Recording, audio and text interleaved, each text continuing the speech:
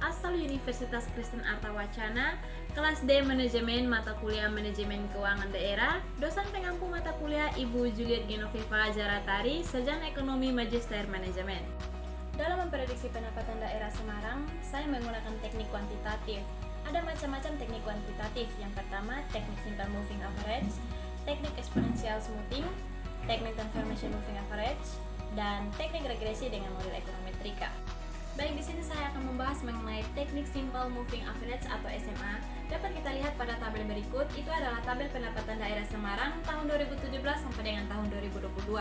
Tahun 2017 pendapatan Rp2.135.230.000, tahun 2018 Rp2.117.420.000, tahun 2019 Rp2.311.150.000, tahun 2020 Rp2.211.270.000, tahun 2021 Rp4.822.890.000, 2022 Rp2.337.450.000, dan tahun 2023 masih dipertanyakan.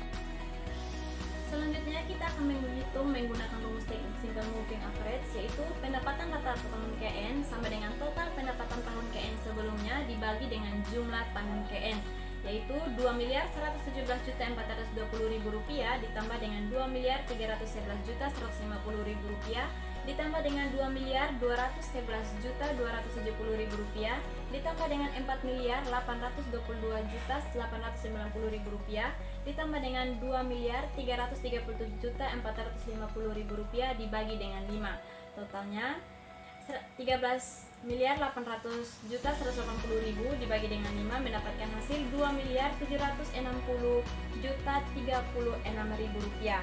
Sehingga berdasarkan hasil perhitungan di atas dengan menggunakan rumus perhitungan teknik simple moving average, prediksi pendapatan tahun 2023 sebesar Rp2.760.036.000. Baik, yang kedua kita akan menghitung menggunakan rumus teknik exponential smoothing atau EXS. Dengan menggunakan data pendapatan di atas, misalnya untuk pendapatan terakhir yaitu Rp2.337.450.000 diberi bobot 40% atau 0,4, sedangkan tahun-tahun sebelumnya diberi bobot 60% atau 0,6. Pendapatan rata-rata untuk 5 tahun sebelumnya yaitu Rp2.135.130.000 ditambah dengan Rp2.117.420.000 ditambah Rp2.311.150.000 ditambah dengan Rp2.211.270.000 ditambah Rp4.822.890.000 dibagi dengan 5 mendapatkan hasil Rp13.599.860.000 dibagi dengan 5 mendapatkan hasil Rp2.709.572.000. Prediksi pendapatan 2023 0,4 dikali dengan Rp2.337.450.000 ditambah dengan 0,6 kali Rp2.719.572.000 mendapatkan hasil Rp2.566.723.200. Teknik yang ketiga yaitu teknik transformation moving average atau TMA. Dalam teknik transformation moving average ini kita akan menghitung rata-rata perubahan pendapatan. Caranya yaitu pendapatan tahun 2017 dikurangi dengan pendapatan tahun 2018 sehingga mendapatkan hasil Rp17.810.000. Langkah selanjutnya akan diulangi hingga tahun 2022 dan mendapatkan total perubahan yaitu Rp149.620.000 dibagi dengan 5 sehingga mendapatkan rata-rata perubahan yaitu Rp29.924.000. Berdasarkan perhitungan perubahan pendapatan per tahun dari tahun ke tahun 2017 sampai dengan 2022, maka prediksi pendapatan tahun 2023 dengan teknik TMA adalah prediksi pendapatan tahun 2023 sama dengan pendapatan tahun 2022 ditambah dengan rata-rata delta P yaitu Rp2.337.450.000 ditambah dengan Rp29.924.000 mendapatkan hasil Rp2.307.526.000. Selanjutnya kita akan masuk dalam teknik terakhir yaitu teknik regresi dengan model ekonometrika. Persamaan regresi untuk memprediksi pendapatan tahun mendatang tidak hanya menggunakan satu variabel, tetapi memasukkan variabel-variabel yang berpengaruh terhadap pendapatan. Misalnya variabel pertumbuhan penduduk, pendapatan per kapita, inflasi, dan pertumbuhan ekonomi, dan sebagainya. Sehingga persamaan regresi dapat ditulis dengan rumus sebagai berikut.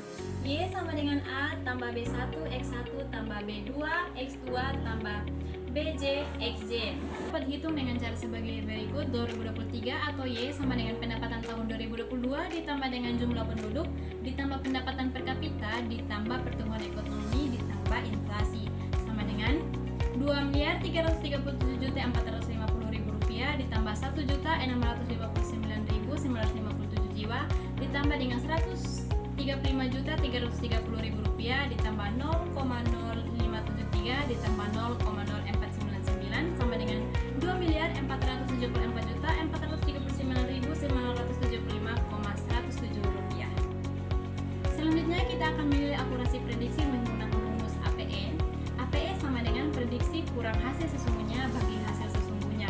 Kita akan menghitung teknik simple moving average menggunakan rumus APE, yaitu APE sama dengan 2.760.036.000 rupiah dikurangi dengan 2.332.680.000 rupiah dibagi dengan 2.332.680.000 rupiah mendapatkan hasil 0,183 atau 18,3%. Yang kedua yaitu teknik exponential smoothing. Kita akan menghitung menggunakan rumus APE, yaitu APE sama dengan 2.566.723.200 rupiah dikurang dengan 2.332.680.000 rupiah dibagi dengan 2.332.680.000 rupiah mendapatkan hasil 0,100 atau 10%.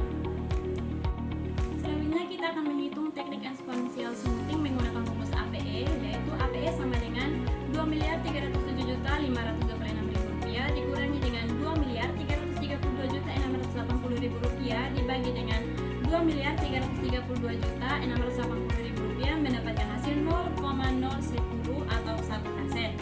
Teknik yang berikut adalah teknik regresi dengan model ekonometrika. Kita akan menghitung menggunakan rumus APE. APE sama dengan 2.474.439.975,107 rupiah dikurangi dengan 2.332.680.000 rupiah dibagi dengan 2.332.680.000 rupiah mendapatkan hasil 0,060 atau 6%.